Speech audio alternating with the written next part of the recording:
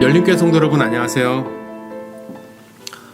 오늘의 동영상 강의는 침례교회는 무엇을 믿는가 네 번째 시간으로 우리는 영혼의 개인적 자율성과 신자의 제사장직을 믿습니다 라는 주제로 함께 말씀 나누겠습니다.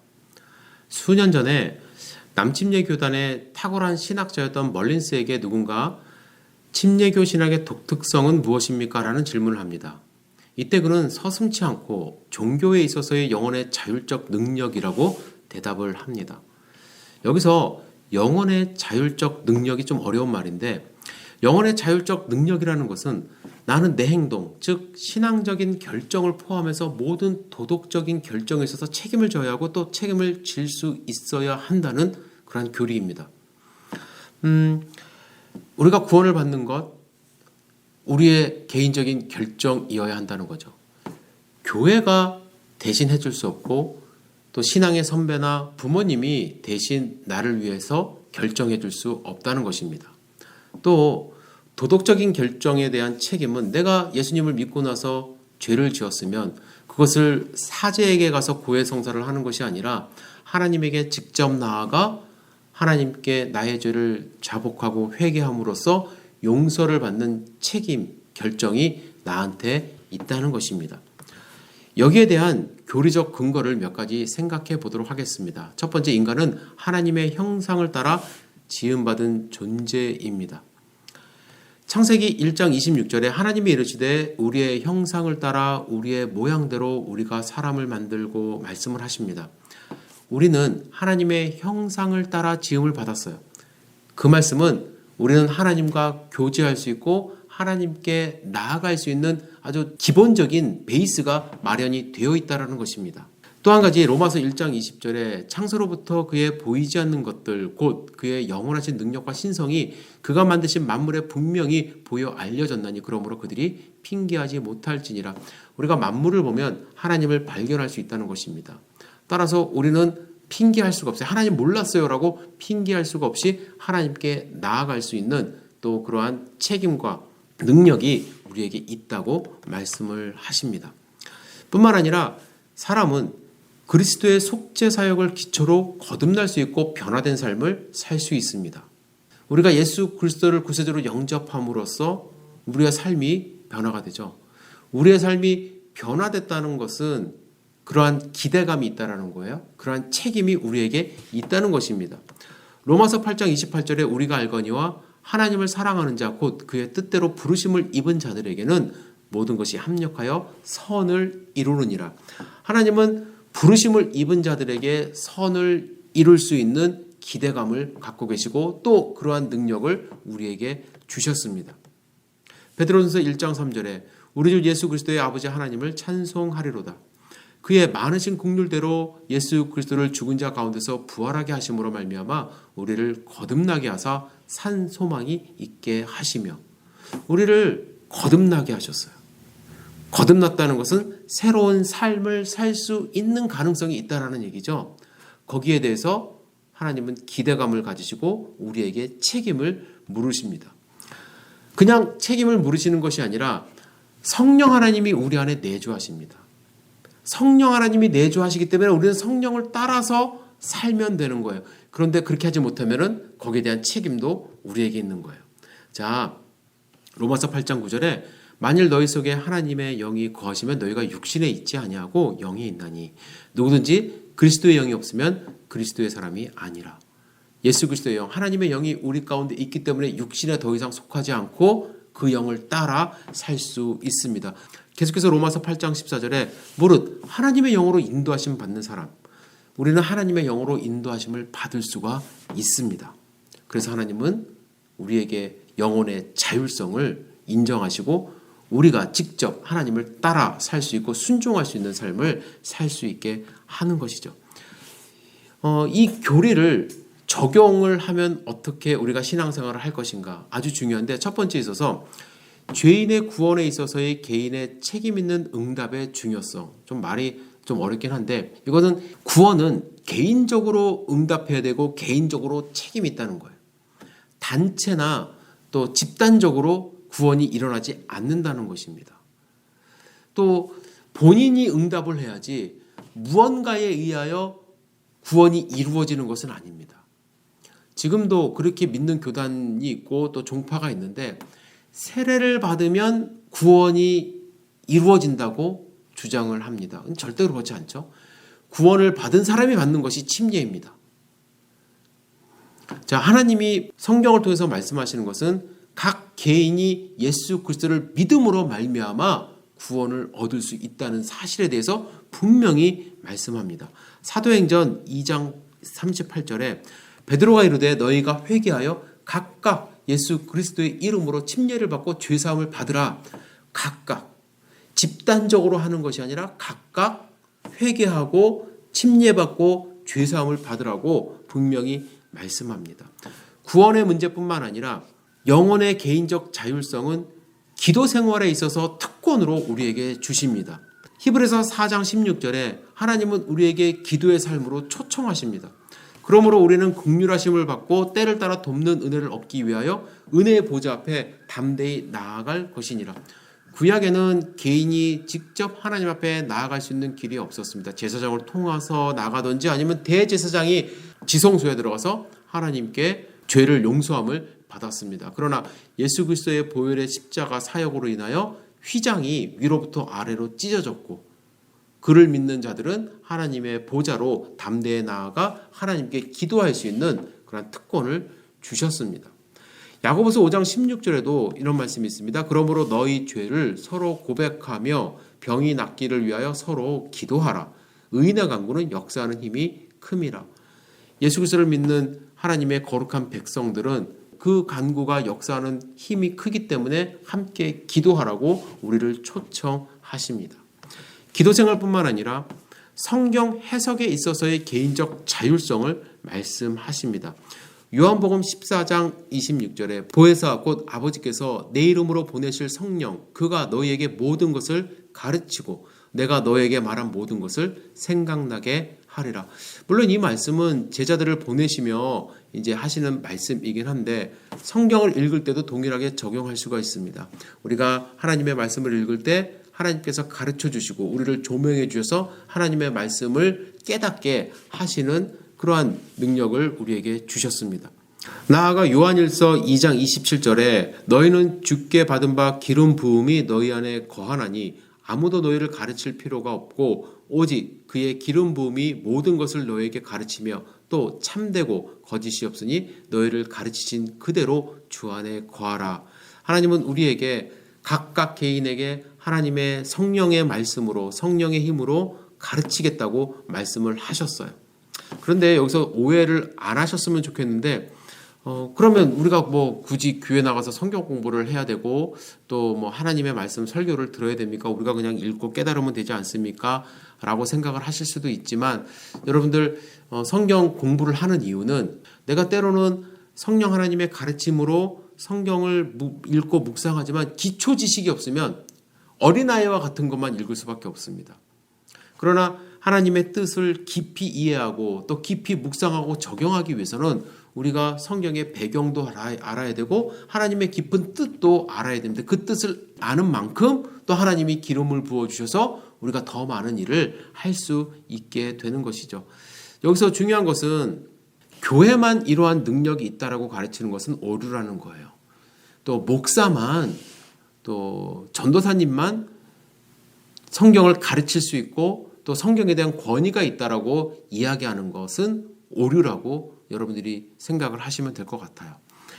여러분 스스로도 하나님 말씀을 매일 묵상하고 적용하면 그 자체로도 하나님이 여러분들에게 주신 특권이라고 저는 생각을 합니다. 그래서 저는 여러분들이 오히려 더 많이 말씀을 묵상하고 더 깊이 적용함으로써 목회자보다 훨씬 더 나은 하나님의 말씀의 생활 또 말씀을 깨닫는 그러한 일들도 저는 충분히 있다고 저는 생각을 합니다. 여러분들 그러한 특권을 가지셨어요. 그러한 특권을 누리셔야만 합니다. 하나님 말씀을 깊이 묵상하시기를 부탁을 드립니다. 네 번째는 교회 생활의 평등한 권리입니다. 개인적 자율성이 있기 때문에 누군가에는 뭐 더 큰 자율성을 주고 누군가에는 작은 자율성을 줬다고 그런 의미가 아닙니다. 모두가 다 평등한 권리를 교회에서 가지고 있는 것이죠. 목사라고 해서 10가지의 권리가 있고 또 평신도라고 해서 뭐 한두 가지가 있고 절대로 그런 것이 아닙니다. 단 교회 안에는 직분의 차이는 여러분들이 인정을 하셔야 돼요. 예를 들면 로마서 12장 4절에 우리가 한 몸에 많은 지체를 가졌으니 모든 지체가 같은 기능을 가진 것이 아니다라고 말씀을 합니다. 누가 1등이고 2등이고를 따지는 것이 아니라요. 누군가에게는 하나님이 엄지손가락이 할 수 있는 기능을 주셨고 누군가에는 약지손가락이 할 수 있는 기능을 주셨다라는 거예요. 누군가에는 몸의 균형을 잡을 수 있는 기능을 주셨고 누군가에는 빨리 뛰어나갈 수 있는 기능도 하나님이 주셨다라는 거예요. 그거는 우열을 가질 수가 없는 거잖아요. 우열의 상하의 문제가 아니라 여러 가지 지체의 은사를 하나님이 주셔서 교회가 여러 가지 기능을 할 수 있도록 하셨다라는 것입니다. 로마서 12장 5절에도 비슷한 말씀을 하고 계십니다. 이와 같이 우리 많은 사람이 그리스도 안에서 한 몸이 되어 서로 지체가 되었느니라. 우리는 한 몸입니다. 그죠? 평등한 하나님의 지체예요. 그래서 누군가에게는 뭐 저런 일을 하니까 저 사람은 낮은 사람, 저 사람은 높은 사람. 교회에서는 절대로 그러한 예수 그리스도 말고 예수님은 우리의 머리 되시니까 예수님 말고 우리 모두는 다 평등한 하나님의 자녀임을 우리가 알아야만 합니다. 마지막으로 5번째, 하나님 앞에서의 개인의 도덕적 책임이 있습니다. 우리 모두는 하나님 앞에서 도덕적 책임을 가져야만 해요. 갈라디아서 5장 1절에 그리스도께서 우리를 자유롭게 하려고 자유를 주셨으니 그러므로 굳건하게 서서 다시 종의 멍에를 매지 말라. 하나님은 우리에게 자유함을 주셔서 하나님의 말씀에 순종할 수 있게 하셨습니다. 그래서 그 책임을 우리는 져야 돼요. 자꾸 종의 멍에 과거로 돌아가지 않으려고 노력해야만 합니다. 그리고 갈라디아서 5장 13절에 우리에게 그 책임을 주셨어요. 형제들아 너희가 자유를 위하여 부르심을 입었으나 그러나 그 자유로 육체의 기회를 삼지 말고 오직 사랑으로 서로 종노릇하라. 책임을 가지고 또 서로를 섬기라고 말씀을 합니다. 이것이 우리에게 주신 도덕적 책임이라고 할 수가 있습니다. 자, 지금까지 우리는 영혼의 개인적 자율성 교리의 성경적 근거와 또 신앙생활에 어떻게 적용할 것인지에 대해서 생각해 봤습니다. 이제 모든 신자의 제사장직에 대해서 함께 생각을 해봤으면 좋겠습니다. 마틴 루터에 의해서 종교개혁이 시작이 되었는데요.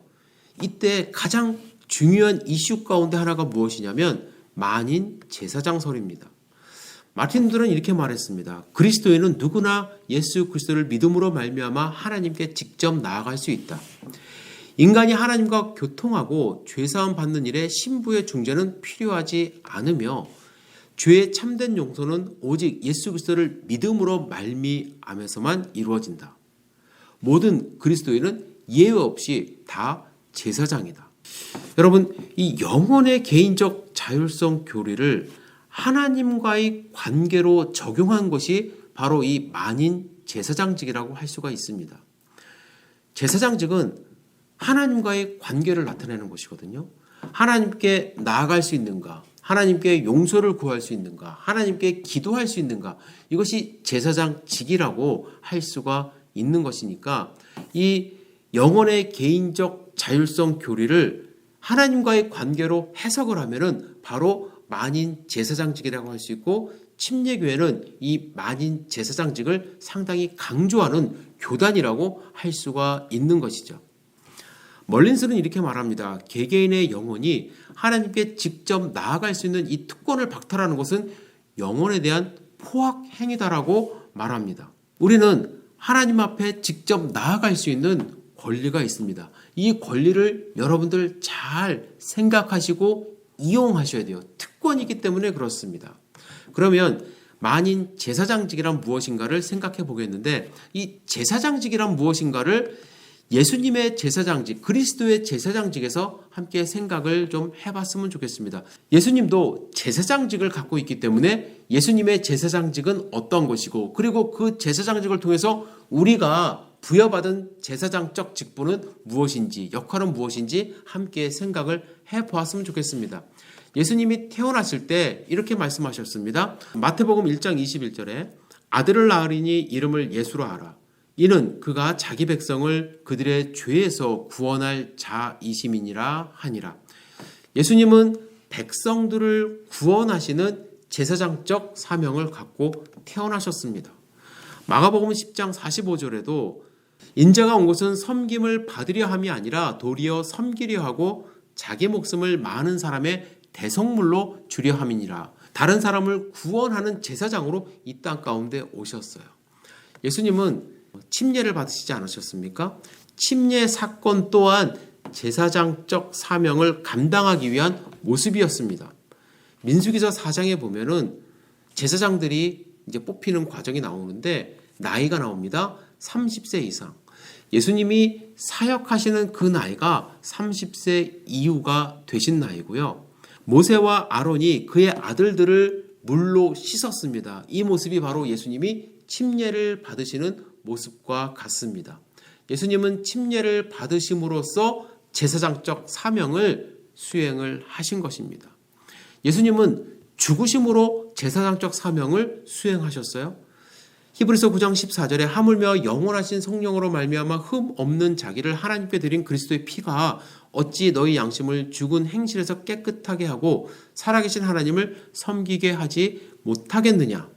예수님은 죽으시고 피를 흘리심으로 말미암아 죄를 씻어주시는 제사장적 사명을 담당하셨습니다. 그의 부활, 히브리서 7장에 보시면 예수는 영원히 계심으로 그 제사장 직분도 갈리지 아니하느니라. 그러므로 자기를 힘입어 하나님께 나아가는 자들을 온전히 구원하실 수 있으니 이는 그가 항상 살아계셔서 그들을 위하여 간구하심이라. 히브리서에 보면 아예 그냥 제사장 직분을 갖고 계신다고 말씀을 하시지만 이렇게 제사장 직분을 갖고 계실 수 있는 이유도 예수님이 부활하셨기 때문에 가능한 것입니다. 따라서 예수님을 닮아가는 예수님의 제자들인 그리스도인들도 제사장적 사명을 갖고 있습니다. 우리가 제사장이다라고 주장하는 것이 아니라 우리는 예수님의 모습을 닮아가는 제사장적 사명을 갖고 있다는 것이죠. 그래서 실제로 제사장의 임무와 우리가 수행해야 되는 제사장적 사명, 성도의 제사장직에 대해서 조금 약간 구분을 해서 설명을 드렸으면 좋겠습니다. 원래 제사장은 어떤 사람이냐? 하나님과 제일 가까이 있을 수 있는 사람이었습니다. 성막에서 성전에서 거하면서. 자, 성도의 제사장직, 성전에 거하는 사람은 아니잖아요. 우리는 어떤 사람들이냐면 하나님께 나아갈 수 있는 자격 조건을 주신 사람이라는 거예요. 기도와 교제로. 그리고 제사장의 임무는 무엇이었냐면 하나님께 제물을 태워서 드린 사람들이었어요. 그런데 성도의 제사장직은 어떻게 감당을 하냐면 하나님께 찬송과 선행, 예물을 드리면서 하나님께 직접 제물을 드리는 사람이 우리 성도들이라고 할 수가 있습니다. 또한 제사장의 임무는 사람을 하나님께 인도하는 자예요. 우리는 사람들을 하나님께 인도하는 자입니다. 인도와 전도를 통해서. 그래서 우리는 제사장직을 수행을 하는 것이죠. 그리고 제사장의 임무는 하나님의 백성을 대표하고 대리하는 사람들이에요. 그러니까 백성들이 다가오면 그들의 기도를 듣고 또 그들의 제사를 대신 드려줍니다. 그러나 우리는 직접 하나님 앞에 기도를 드리고 예배를 함으로써 스스로 문제를 해결하는 제사장적 사명을 갖고 있는 것입니다. 그래서 우리 성도님들은 더 이상 중간에 있는 사제와 제사장이 필요 없어요. 직접 여러분들이 왕 같은 제사장으로서 하나님께 나아갈 수 있는 특권이 있음을 아셔야만 합니다. 직접 기도를 하실 수 있고 말씀을 읽고 묵상하실 수 있고 또 하나님께 믿지 않는 사람들을 데리고 나올 수도 있고 남을 위해서 기도할 수 있는 중보 사역도 감당할 수 있음을 여러분들 분명히 아셔야만 합니다. 그런데 여기에 주의할 점이 몇 가지가 있습니다. 첫째는 성직자 우상화의 미신을 버려야만 합니다. 여러분들이 제사장적 사명을 제대로 감당하기 위해서는 성직자를 우상화해서는 안 돼요. 어떤 분들은 목회자를 존중하는 마음으로 목사님 기도해 주세요. 목사님의 기도가 하나님이 더 잘 들어주세요 라고 말씀하실 수 있어요. 저는 참 감사하게 생각을 해요. 저에게 기도 사명을 더 주신다고 생각을 해요. 그러한 마음은 충분히 이해하지만 그렇다고 해서 여러분들이 제사장이 아니라는 건 아니에요. 여러분들이 스스로 하나님 앞에 간절함으로 나아갈 때 여러분들의 기도를 하나님이 충분히 들어주시고 여러분들의 기도를 응답해 주십니다. 두 번째는 전신자 제사장직의 적용은 영적 지도자의 존재를 과소평가하지 않는다는 점을 인식해야만 합니다.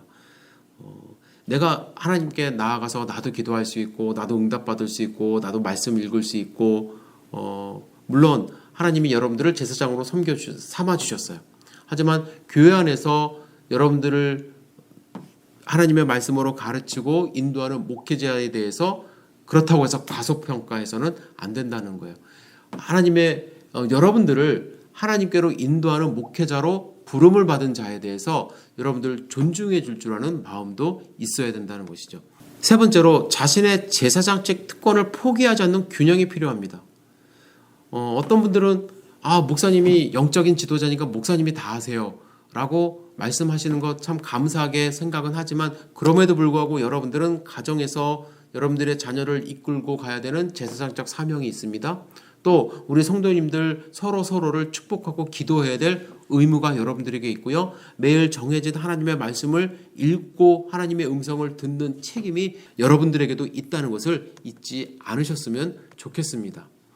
그래서 마지막으로 네 번째, 제사장으로서 책임 있는 삶을 살아야만 합니다. 그것이 모든 신자의 제사장직이 갖는 가장 중요한 마지막 말씀이라고 할 수가 있습니다. 여러분들은 하나님이 부르신 왕 같은 제사장입니다. 그것을 잊지 마시고 책임 있는 신앙생활 하시고 하나님과 교제하시고 또 여러분들을 통해서 믿지 않는 사람들이 하나님을 발견하는 축복의 통로 삶을 사시기를 주님의 이름으로 축복합니다. 오늘은 여기까지 함께 공부를 했고요. 여러분들 오늘 나온 말씀 다시 한번 묵상해 보시고 또 다음 5번째 시간을 기대해 주시기를 바랍니다. 여러분들 강건하시기를 기도합니다. 안녕히 계세요.